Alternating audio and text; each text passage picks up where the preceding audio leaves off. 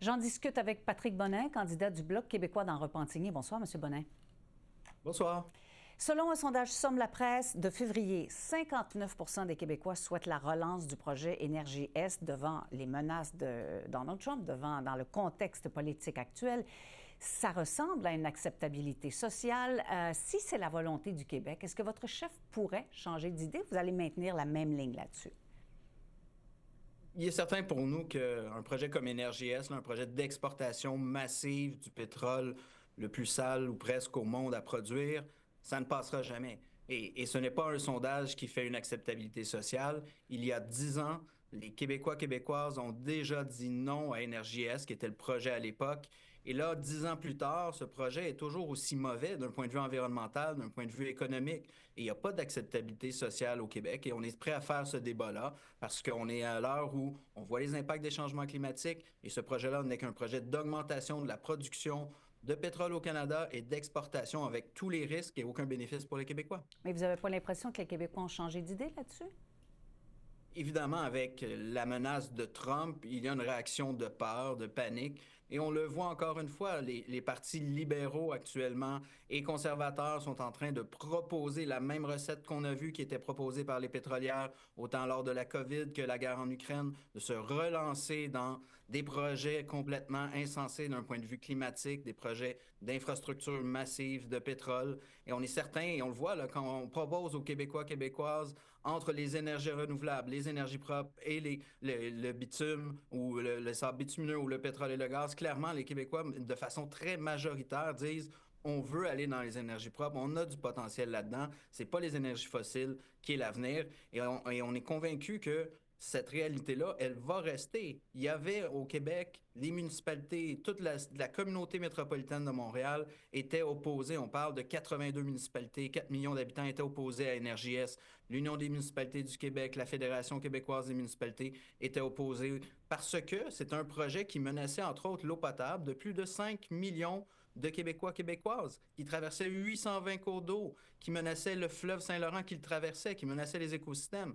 On n'est plus là en 2025. Il y a une crise climatique. Il faut être raisonnable, raisonné, proposer des projets qui marient environnement et économie. Et ça, c'est exactement le contraire qu'on a comme projet. C'est un projet qui accélérerait la crise climatique, qui augmenterait les risques pour l'eau potable des Québécois, Québécoises. Et pour nous, ça ne fait aucun sens. Bon, mais vous conviendrez évidemment qu'il y a un effet Trump et que ça agit sur l'électorat en ce moment. Et Donald Trump, notamment la guerre tarifaire imposée par Donald Trump, a renforcé le sentiment d'unité canadienne au Québec comme ailleurs, selon toutes les observations. Votre réaction à ça?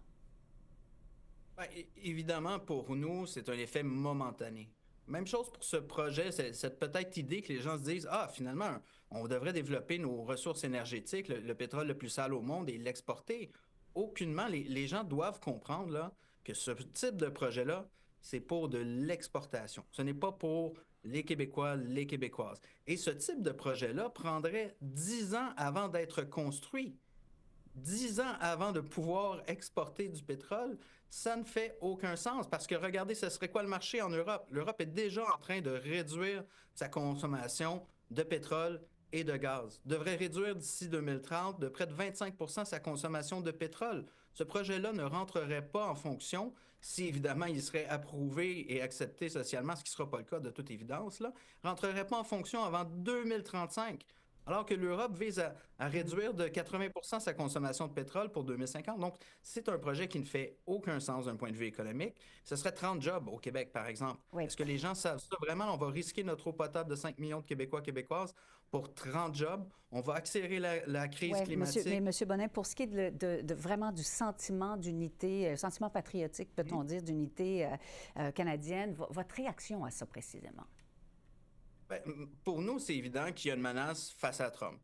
Est-ce que le sentiment qu'on doit rester souverain au Canada, ben, c'est certain que les gens se serrent les coudes. Et on est là pour se serrer les coudes face à la menace. Mais pour nous, la meilleure manière de se prémunir de la menace de M. Trump, que ce soit pour protéger nos secteurs économiques, par exemple, quand on parle de l'aéronautique, du bois d'œuvre, de l'aluminium, des pêcheries, de l'aérospatiale, de l'agriculture, évidemment, de notre culture également, de notre langue française, qui est également menacée à travers ça, de notre eau potable sur laquelle M. Trump voudrait mettre la main, c'est de s'assurer d'avoir une souveraineté, une force, une voix forte au Québec qui représente les intérêts des Québécois et des Québécoises. Oui. Est-ce que c'est normal qu'on s'allie face à Trump? Oui, comme l'Europe le fait. Les pays d'Europe qui sont souverains se rallient, font front commun contre M. Trump. Est-ce que ça veut dire pour autant que la souveraineté du Québec n'est pas quelque chose d'important, d'essentiel?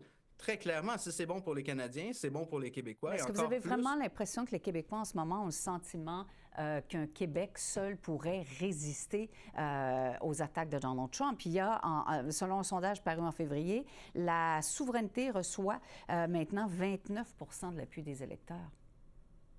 Ben, pour nous, c'est évident que c'est une réaction face à la peur de Trump. On joue sur la peur. Et oui, il y a une menace sérieuse et il faut la prendre de manière sérieuse. Mais une fois qu'on va avoir réglé, par exemple, un nouvel accord commercial avec les États-Unis, il est certain que ce sentiment-là de fierté québécoise, pour nous, il va revenir encore plus fort. Actuellement, c'est un recul, en effet. On le constate. Est-ce que ça veut dire que si on offre une stabilité, si on offre une possibilité qu'on représente bien et protège bien les secteurs de l'économie québécoise, qu'on ait tous les leviers pour négocier éventuellement quelconque accord de libre-échange et qu'on ne soit pas dépendant d'un gouvernement fédéral qui va de toute évidence faire des choix arbitraires, protéger certains secteurs comme le secteur pétrolier, le secteur de l'automobile en Ontario. On va avoir les banques canadiennes qui vont venir également influencer et proposer leurs propres intérêts. Et ça, c'est pas nécessairement, au contraire, dans l'intérêt du Québec. Souvent, on l'a vu au niveau de l'agriculture, il y a eu des concessions qui ont été faites. Nous, on est très clair. Il faut garder, par exemple, la gestion de l'offre et extraire la gestion de l'offre de tout accord internationaux qui pourrait se signer, dont l'accord à venir avec les États-Unis. C'est le genre de choses qu'on ne peut pas faire si on n'est pas fortement représenté, entre autres, à Ottawa, pour s'assurer que ce qui est propre au Québec soit défendu fortement face à cette menace de Trump aussi, mais la tentation d'un gouvernement fédéral de vouloir négocier et de faire d'une monnaie d'échange certains secteurs stratégiques clés au Québec. Et on l'a vu avec l'Ontario, par exemple, M. Ford qui est sorti en voulant mettre un tarif sur l'électricité vendue aux États-Unis. La réaction de M. Trump, ça a été « Ah, on va imposer davantage l'aluminium ». Le Québec aurait été fortement handicapé et aurait payé très cher cette sortie-là parce que c'est quelqu'un à l'extérieur du Québec qui a décidé de menacer M. Trump et que nous, on aurait subi les conséquences. D'où l'importance de s'assurer d'avoir une voix forte, que le Bloc représente cette voix-là. Et oui, ultimement, on est convaincu que tout accord de libre-échange qui serait négocié par un Québec souverain serait beaucoup plus fort et représentatif de ce qu'on veut protéger comme secteur économique. Monsieur Bonnet, merci d'avoir répondu à nos questions. Au plaisir, bonne journée.